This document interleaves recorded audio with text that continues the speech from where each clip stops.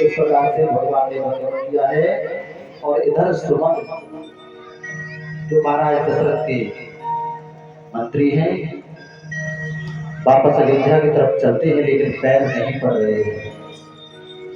बहुत ही दुखी विकल मन से चले जा रहे हैं अयोध्या की तरफ।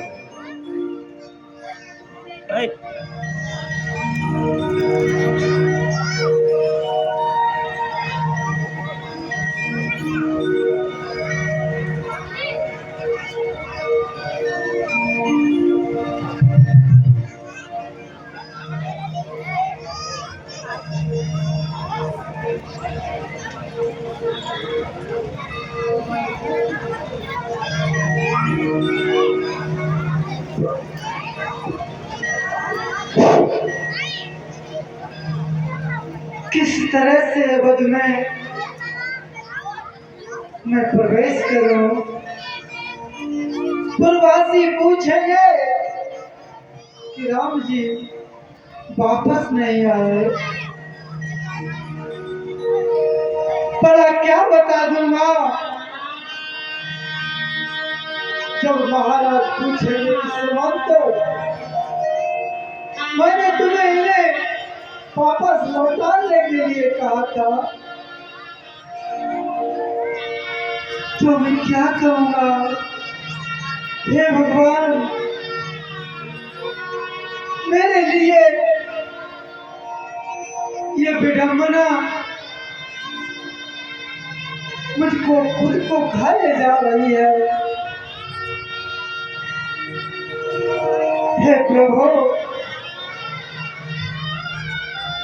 क्या करूं? मेरी तो कुछ समझ में भी नहीं आ रहा।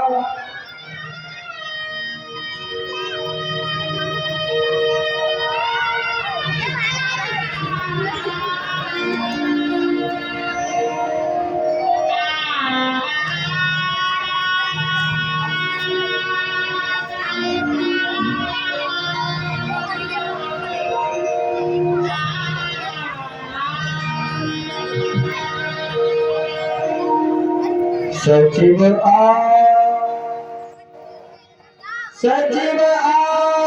मन सुनत सब विकल भयो रतिवास। तब भयंकर लागति मानव प्रेत निवास। आप सुमंत जी आ चुके हैं। सुमंत, रूप सुमंत लीन उरलाई।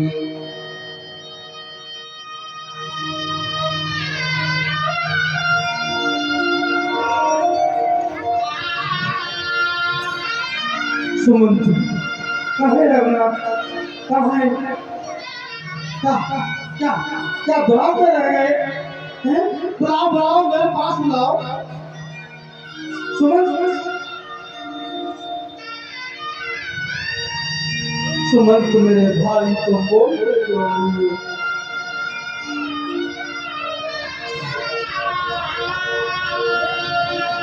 तुम्हारा चुप रहना ही मेरे प्राणों का लेवा है।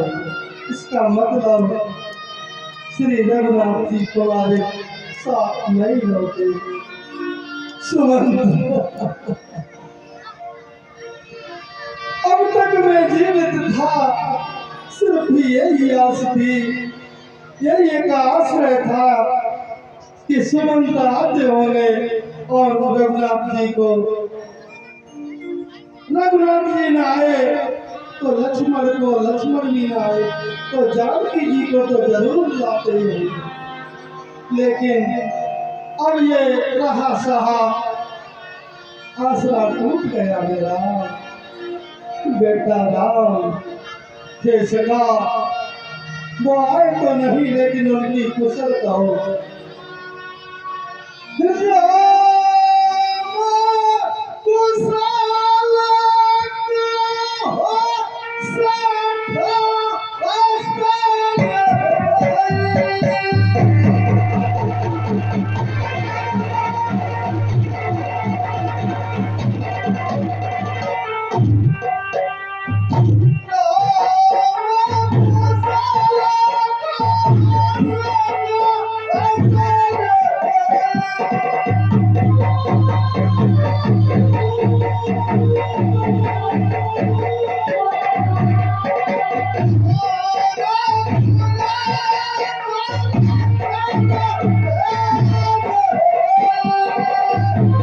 ये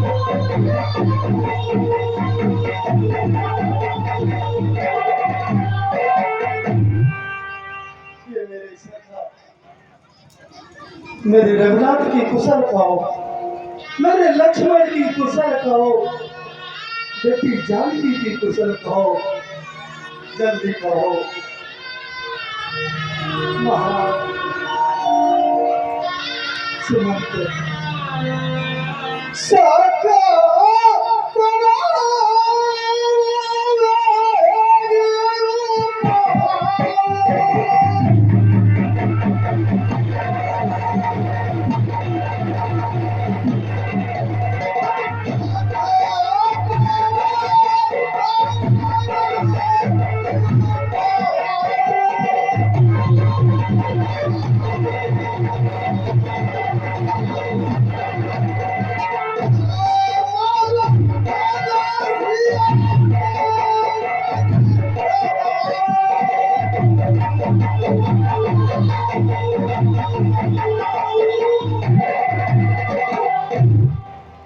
ये सखा, अब कहीं उपाय करिए जिससे कि मैं राम लखन को एक क्षण के लिए देख लूं, ताकि अच्छी तरह से ये प्राण शरीर से निकल सके।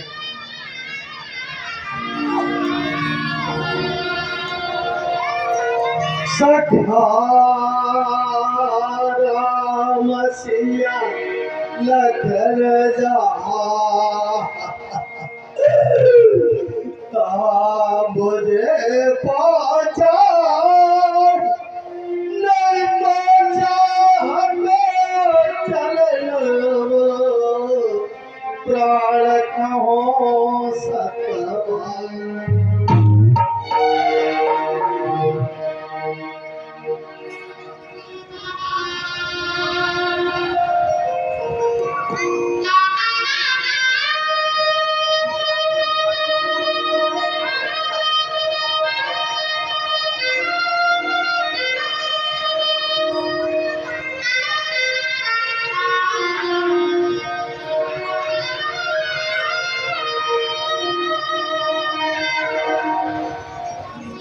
ये सखा, एक बार सिर्फ एक बार सीता राम और लक्ष्मण के दर्शन करा दो। मैं तुम्हारा ये उपकार कभी नहीं भूलूंगा। मेरे भाई, तुमने जीवन पर्यंत मेरी आज्ञा का पालन किया। मेरा एक आदेश और मान लो, जैसे भी हो रघुनाथ के दर्शन करो।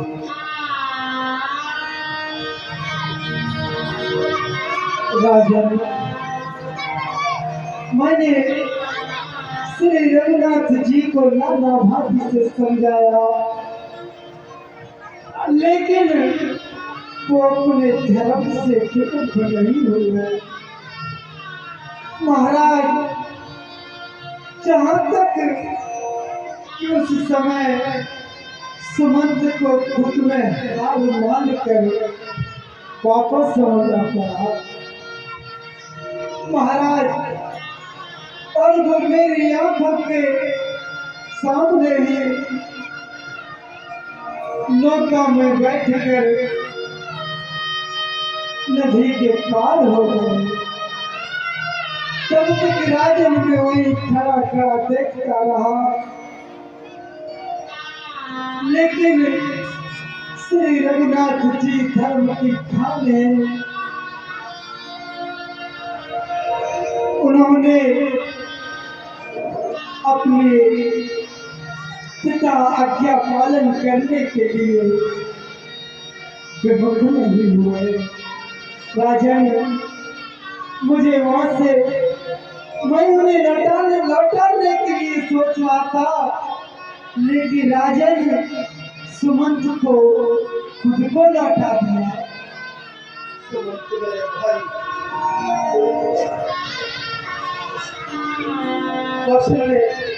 कौशल्य, तुम्हारा बेटा बहुत अच्छा था। हमारा रघुनाथ बहुत ही साधु स्वभाव का था, बहुत अच्छा था। तो इसलिए मैंने कहा तुम्हें राजा बनाऊंगा, तो चेहरे पर कोई हर्ष नहीं, और एक ही क्षण में उन्हें मालूम पड़ा कि मैं बन को जाऊंगा, तो कोई विषाद नहीं। फिर उसने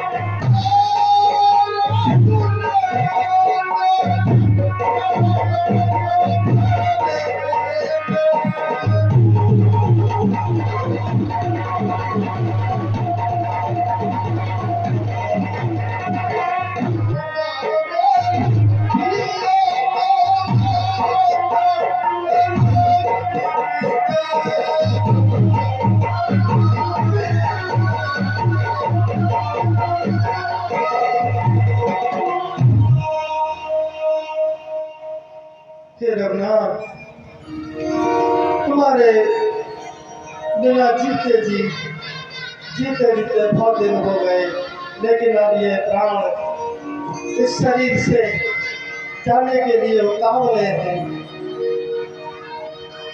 तुम्हारे दर्शनों के बिना मैं एक क्षण नहीं रह सकता था। आज कितने दिवस हो गए तुमसे बिछड़े। सुमंत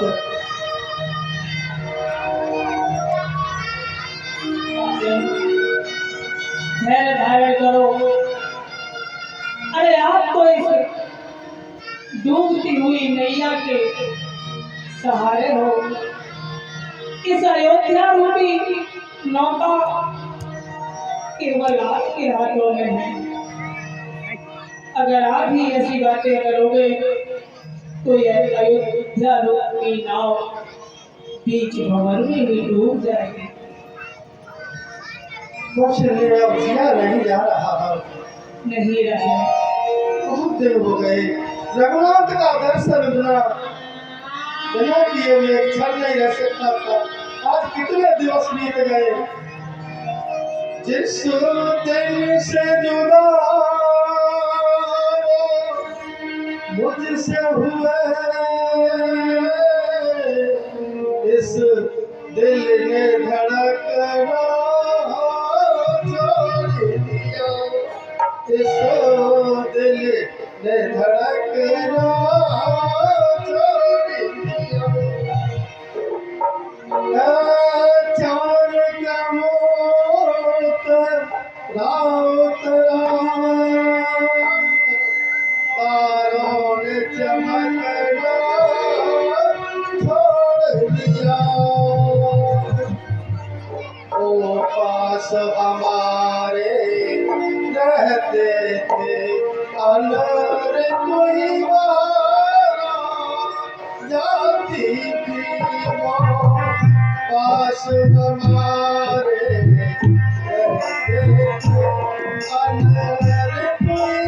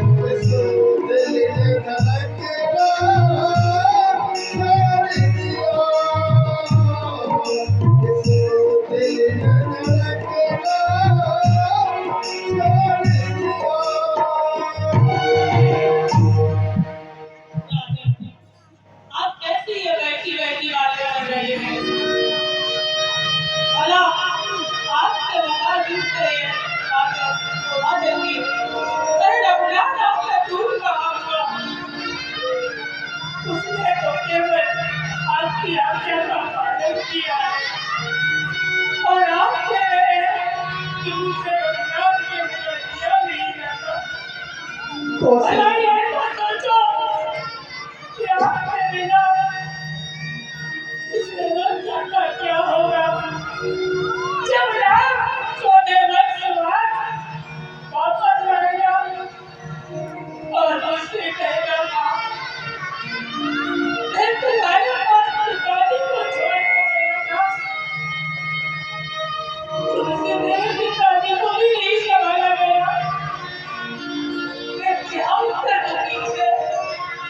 कौशल्य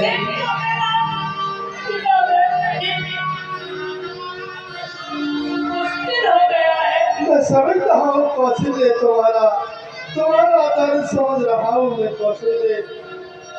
हमारा बेटा बहुत अच्छा था।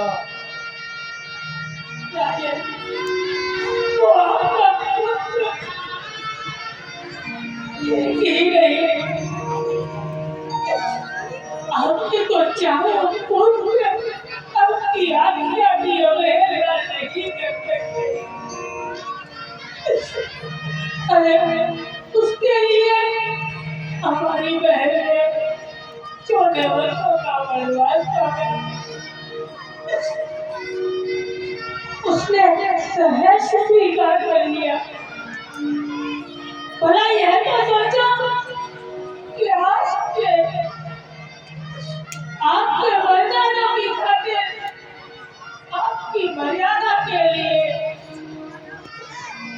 उसने भी कोई उत्तर नहीं दिया। यही तो सोच मार रहा है कि मैंने ऐसा क्यों किया, बिना सोचे समझे मैंने ऐसा क्यों किया। बस मेरी मौत का एक ही कारण है कि मैंने ऐसा क्यों किया। जिसके बगैर में एक क्षण जीवित नहीं रहता था, आज उसके बगैर कितने दिवस बीत गए। लेकिन ये अभागे प्राण कौशल्य इस शरीर को अभी छोड़ना ही नहीं चाहते। राम, ये कौशल्य हमारा बेटा बहुत अच्छा था। कौशल्य मैं तुम्हारा भी अपराधी हूँ। तुम्हारा अच्छा बेटा, अच्छी बहू मैंने इस घर से निकाल दिया, वनवास को भेज दिया। कौशल्य, तुम भी मुझे क्षमा करना कौशल्य। यह सभी समय बर्बाद जाते हैं। भला आपको मैं क्या समझाऊं? कौशल्य, आपसे क्या बात देखो कौशल्य, वो मुझे कोई बुला रहा है, मैं जाना चाहता हूँ। देखो वो मुझे कोई दे रहा है। आता हूँ। कौशल्य, मुझे एक दृश्य याद आ रहा है। जब मैं युवा अवस्था में था तो एक बार मेरे हाथों से एक मनुष्य का आकृति हो गया था। मेरे इन हाथों से एक श्रेष्ठ जन का, एक परमार्थी का इन हाथों से आकृति हो, मेरे हाथों से वो मारा गया था। तो उनके माता पिताओं ने मुझे श्राप दिया था कि हे राजन, जिस तरह बुढ़ापे में हम तड़प कर मर रहे, तड़प कर अपने प्राण छोड़ रहे, ये स्थिति तुम्हारे सामने भी आएगी। बुढ़ापे में तुम्हारे भी प्राण तड़प कर ही निकलेंगे।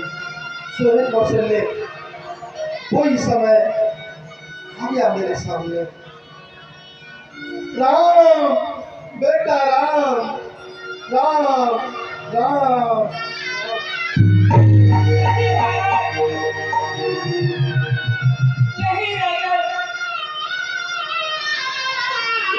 ये आपने क्या किया?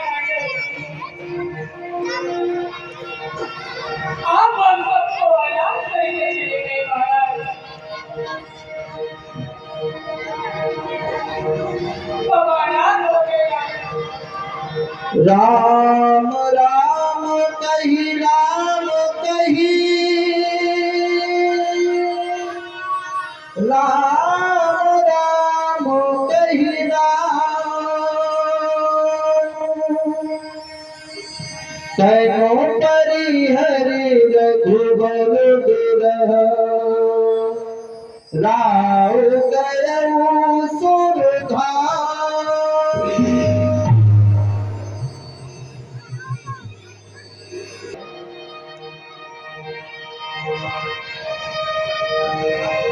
सभी दुखी हैं और कैकई को गालियां दे रही हैं।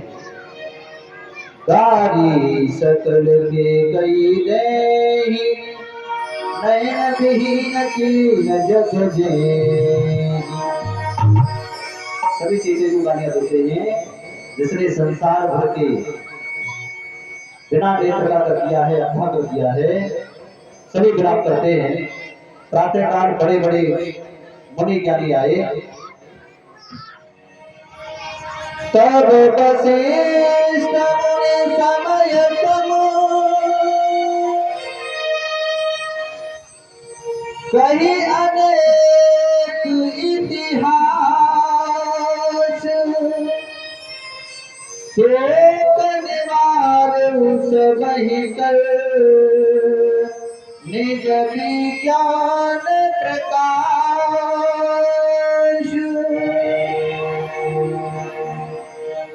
ये वेदव्यास से अंदर समस्त रानियों और प्रयोजनों का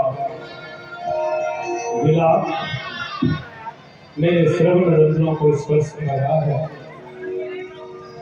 अवगत होता है कुछ अनिष्ट हो गया। हे परमात्मा, आपने क्या किया? हमारे हरे भरे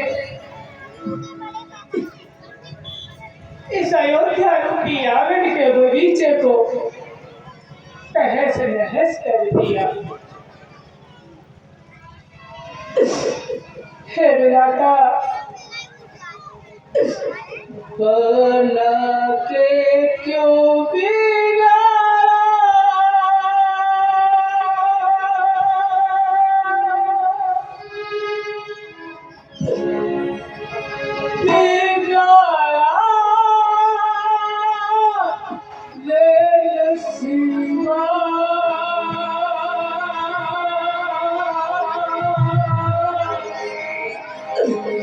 ऊपर वाले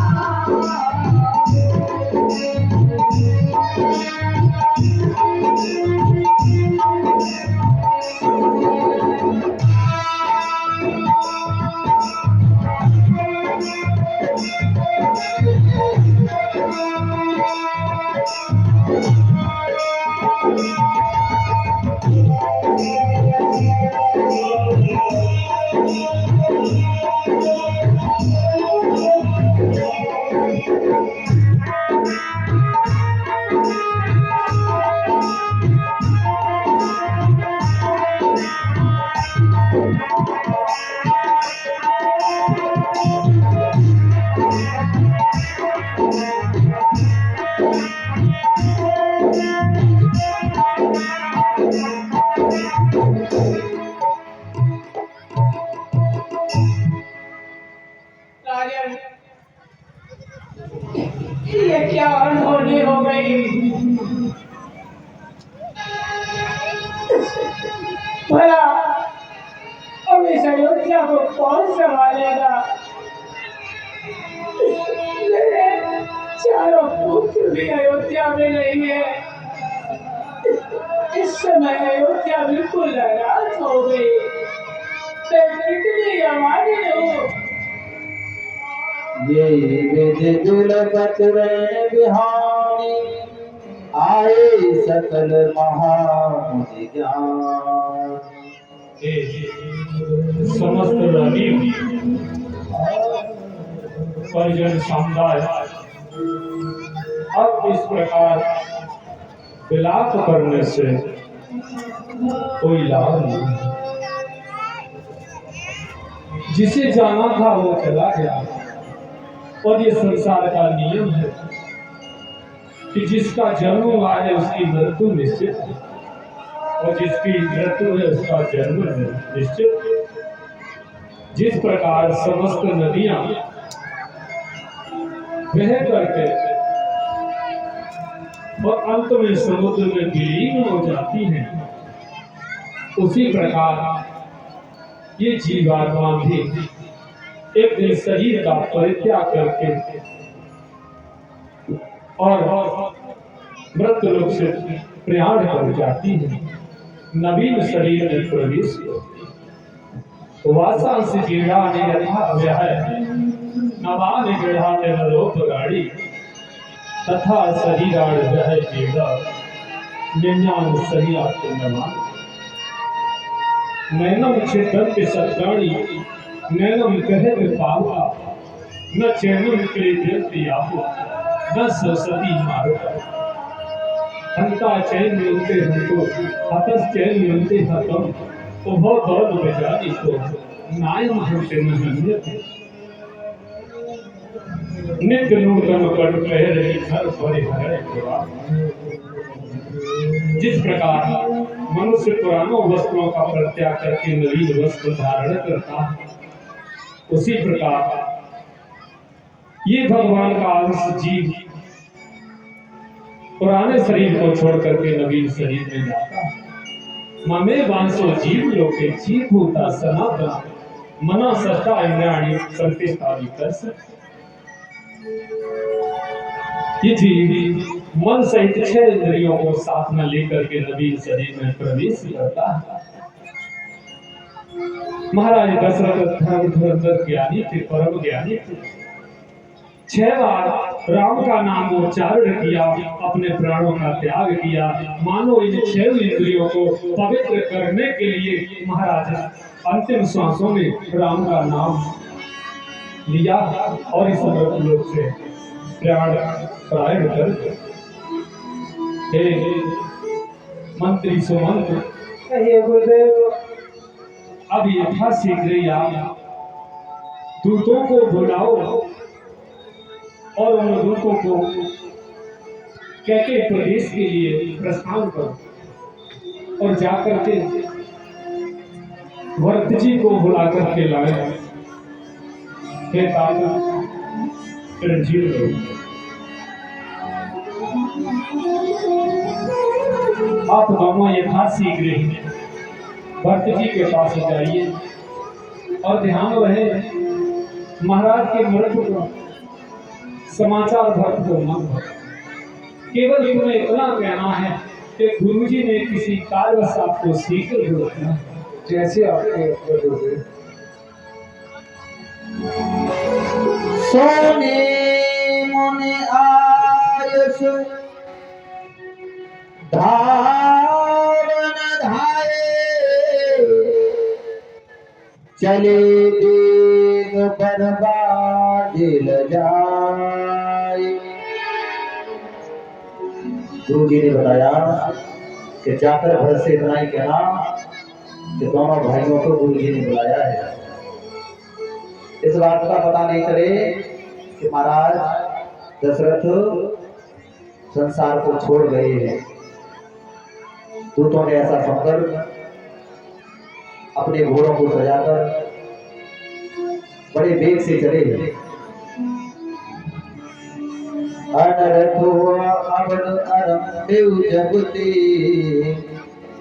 असगुन होय भरत कहूँ तबुते।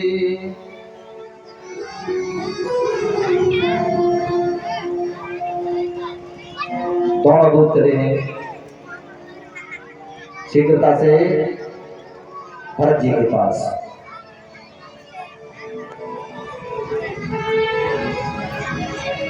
और जब से अयोध्या में अनर्थ प्रारंभ हुआ है तभी से भरत जी को भी अपशकुन होने लगे हैं। वे रातों को भयंकर सपना देखते हैं और जागने पर करोड़ों तरह की बुरी बुरी कल्पनाएं किया करते हैं। ऐसा दृश्य हो गया है भरत जी के सामने सम्मुख उपस्थित।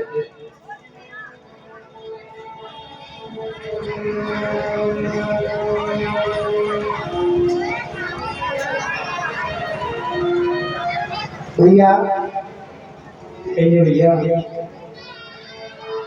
न जाने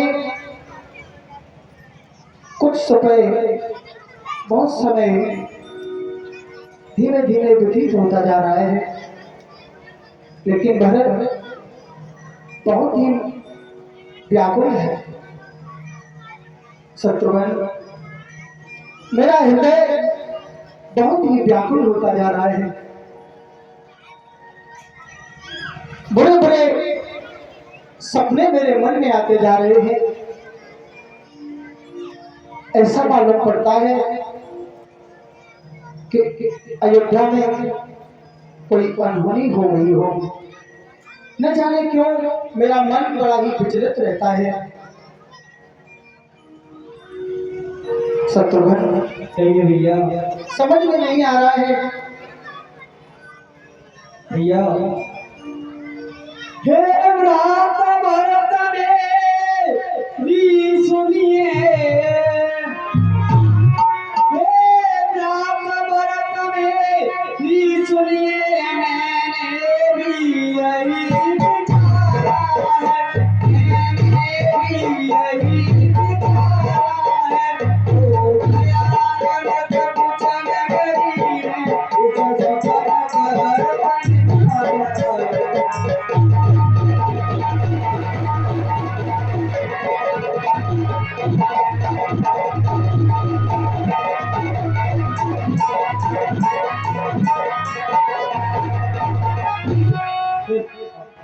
मुझे भी ऐसा ही लगता है।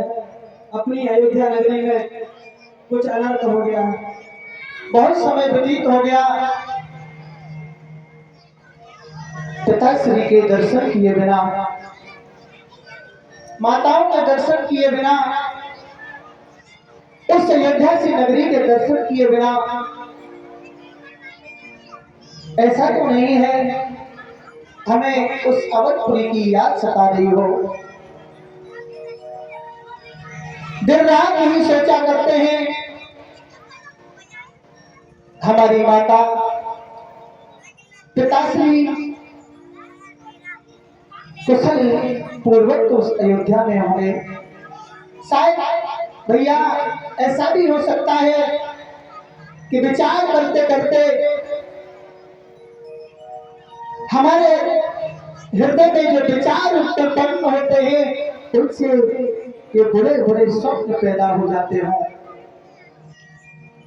समझ में नहीं आ रहा। बहुत दिन हो गए, अयोध्या की खबर भी नहीं मिली।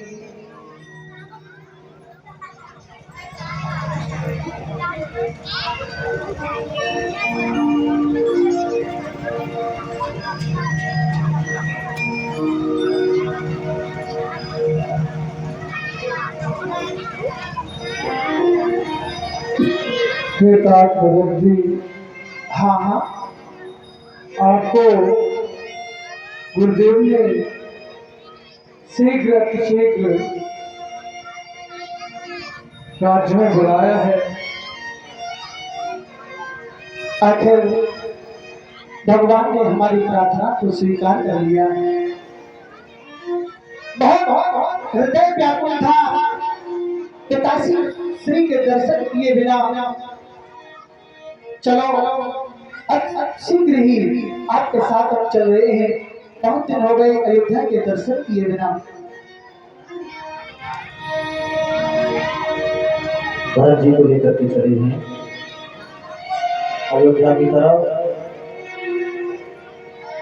खैर से हार बोले प्रतिकूला, सोने सोने होई भरत मन सूला।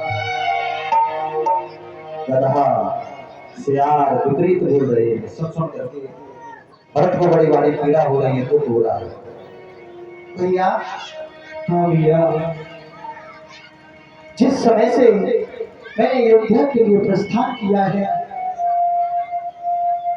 उस समय से बुरे बुरे अशुभ हो रहे हैं भैया। मेरा हृदय न जाने क्यों कंपायमान हो रहा है, बहुत दुखी हो रहा है। न जाने ऐसा लगता है कि उस अयोध्या में कोई अनहोनी हो गई है। हे भ्राता शत्रुघ्न, देखो तो। हे भैया, हे भ्राता शत्रुघ्न, देखो तो ये कैसे असगुन है, ये कैसे सीता पे लगाई तीर है, ये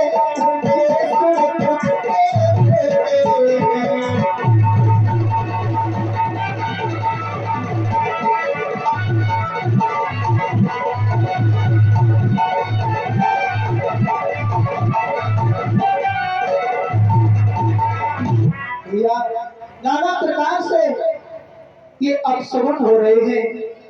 आगे से बिल्ली रास्ता काट रही है, ऊंचे मुंह कर करके ये स्वान हो रहे हैं। भैया, मुझे बहुत अच्छी रही, उस अयोध्या में जल्दी ले चलो।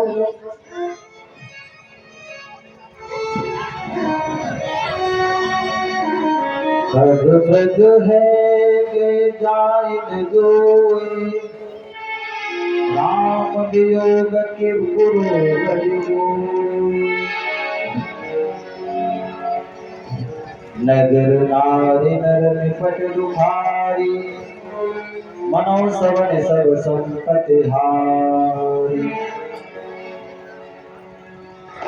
श्री राम जी के वियोग में पशु पक्षी आते हुए सभी दुखी हैं।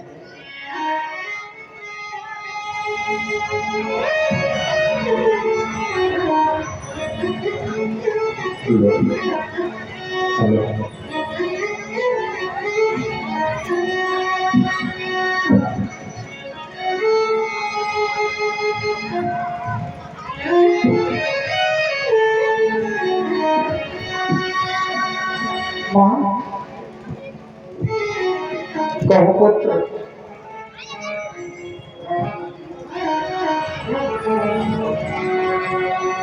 ये मैं क्या देख रहा हूं? जिस समय से मां इस अयोध्या में मैंने अपने चरणों को रखा है, उस समय से मेरा हृदय बड़ा दुखी हो रहा था। बार बार मैं यही सोच रहा था कि अयोध्या में जाने से पहले मेरे ये अपशगुन कहीं सिद्ध न हो जाए कि मां। और अयोध्या में आते ही मैंने वही पाया जो मैं सोच रहा था, जो मैं सोच रहा था मुझे वही मिला।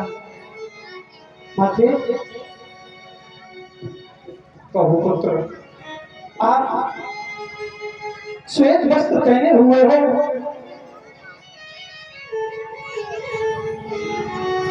आपने मुझे बताया भी नहीं। इस अभागे भरत के लिए आपने खबर भी नहीं करवाई।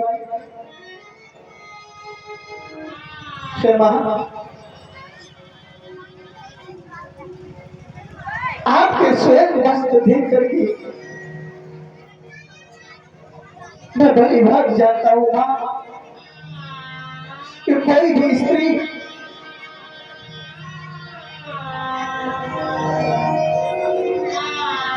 श्वेत वस्त्रों को कब धारण करती है। माते, कहे राम। जो मैं विचार कर रहा हूँ, कृपया करके आप मुझे अपने शब्दों में समझाइए माँ, ये क्या हो गया? ये सत्य है भरत, जो इस संसार में आया है उसे एक न एक दिन इस नाशवान शरीर का त्याग करना पड़ता है। पुत्र, माँ, तुम्हारे पिताजी इस नाशवान शरीर का त्याग करके परलोक धाम के लिए चले गए। आखिर मेरा स्वप्न सत्य हो गया माँ। जो विचार मैं कर रहा था वो सब सत्य हो गया। माते, जब पिताजी का अंतिम समय होगा तो माँ, उन्होंने एक बार तो सौभाग्य भरत का नाम लिया होगा, अपने मुंह से इस भरत का तो नाम लिया होगा माँ। नहीं नहीं, मेरा नाम नहीं लिया? नहीं, केवल वो तो राम को ही पुकारते रहे, राम का ही नाम लेते रहे। माते, कहो पुत्र, भैया का नाम लेते रहे? हाँ, इसका मतलब पिताश्री के पास मेरे बड़े भैया श्री राम नहीं थे? नहीं वो भी नहीं थे? नहीं पुत्र, क्यों माँ? भैया लक्ष्मण भी होंगे, मेरे प्रभु श्री राम भी होंगे, तो उनका नाम लेकर वो कहाँ थे माँ? पुत्र वो तो वन को चला गया। बंधु, हाँ भरत, ये बहुत लंबी कहानी है। पहले आप रास्ता चलकर आए हो, पहले आप विश्राम करिए, आपको बहुत सारे कार्य संभालने। माँ, कहो पुत्र, मेरा मेरा हृदय साथ नहीं दे रहा। तुम्हारी बातों से मुझे तुम्हारी बातों पर विश्वास नहीं हो रहा। माँ, वनवास तो आपको दिया जाता है जो कठोर दंड के अपराधी होते हैं। माते, मेरा भैया तो एक साधारण महात्मा है, दीन दुखियों की रक्षा करने वाला मेरा भैया, उसको पिताश्री, मेरे पिताश्री चक्रवर्ती सम्राट माते अपने प्राणों से ज्यादा स्नेह करते हैं राम को, और तुम कह रही हो कि राम को वनवास दे दिया? हाँ पुत्र, माते, मैं समझ सकता हूँ, मुझे मालूम पड़ रहा है इस अयोध्या में कोई षड्यंत्र रचा जा रहा है। कोई कोई घाटी मेरे कुल को मिटाने के लिए अपना हर प्रयत्न कर रहा है। माँ, तो कौन सा कष्ट था, वो कौन सी आपत्ति थी जो मेरे भैया को वनवास हो गया? पुत्र, महाराज पर मेरे दो वरदान थे, मैंने दो वरदान अपने मांग लिए। पहले वरदान में तुम्हारे लिए इस अयोध्या की राजगद्दी, माँ, और राम के लिए 14 वर्ष का वनवास। भरत, मैंने तुझे राजा बना दिया और मैं राजमाता बन गई, और ये सब कार्य मैंने इस मथुरा की सहायता से किया। माँ, और तूने भोग कर दिया जो मैं कदाच नहीं चाहता था। माँ, तूने भोग कर दिया जो मैंने अपने कभी स्वप्न में भी नहीं सोचा। माते, तुझे वर मांगते हुए लज्जा नहीं आई, तुझे ये भी नहीं हुआ मेरा भैया 14 वर्षों के लिए वनवास में कैसे रहेगा, तुझे ये भी नहीं बोला।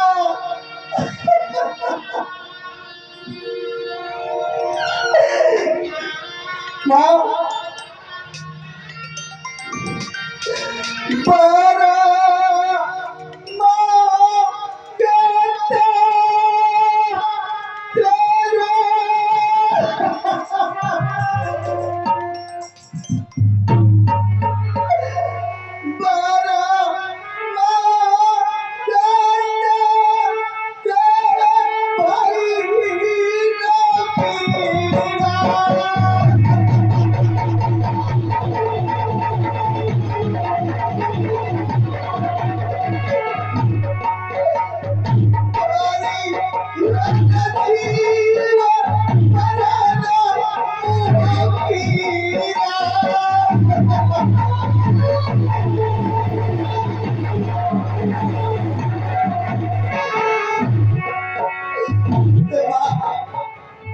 तूने जब मरवाए तो तेरी से प्यार करके जमीन पर क्यों नहीं गिर गई? मैं तुझे पूछना चाहता हूँ, तेरी चिट्ठा के खंड खंड क्यों नहीं